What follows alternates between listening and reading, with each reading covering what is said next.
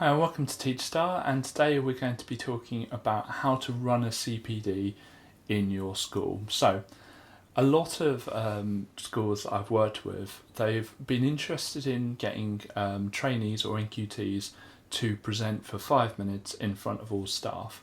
A lot of schools want more people to be contributing to continued professional development, the CPD, the training, to a certain degree as well. So not just trainees and NQTs, but further on.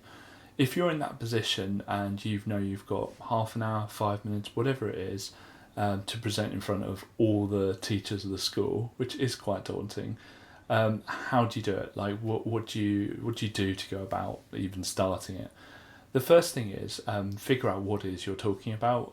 Chances are that you already know that. So you're talking about a new marking policy, or you're talking about an idea you have in teaching that you've been asked to share, that someone's come to your lesson and said, that's a really good, can you come and share that? Second thing is try and think about what it is you're trying to accomplish in the CPD.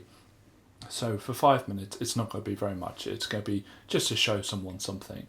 But in a half an hour one, you can accomplish quite a lot.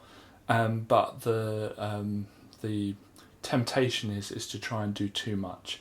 Try and cut it down as much as possible to the bare minimum of what you want them to do.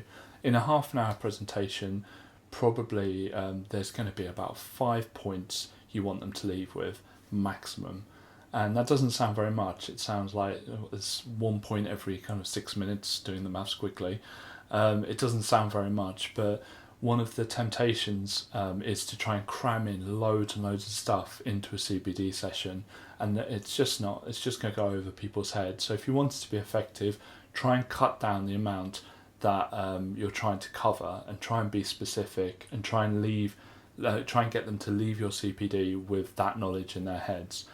We talked about PowerPoints before. Keep the PowerPoint points super simple. Just maybe 5 or 6 points on a PowerPoint maximum, but preferably just 1 point. And try and, when you have a PowerPoint up, people are reading that and not looking at you and not listening to you, and it's kind of the same thing in teaching. You just want that as a visual prompt. You don't want to be reading off it, and that's the worst thing, and we've talked about that with teaching before. Just have a picture or something to illustrate your point. If you're talking about a piece of software, have a screenshot of the software, but you don't need words all around it because you'll be doing that. Be confident, practice it. Some people write little cue cards, that's fine. Try to avoid writing a script because it comes out really boring if you're just reading off a piece of paper. But do have prompts with you, so you make sure you go through all of the details. Try and leave some time for people to ask questions, not much time, maybe 5 minutes or so at the end of it, and just say, right, has anyone got any questions? Sometimes people need a bit more prompting than that, so perhaps a poll, like put your hand up if you've used this before at the start of your session, get people involved, and they're more likely to ask a question down the line. And yeah, just make sure everything's prepared, and just try and keep it as simple as you can, and you'll have a very successful CPD.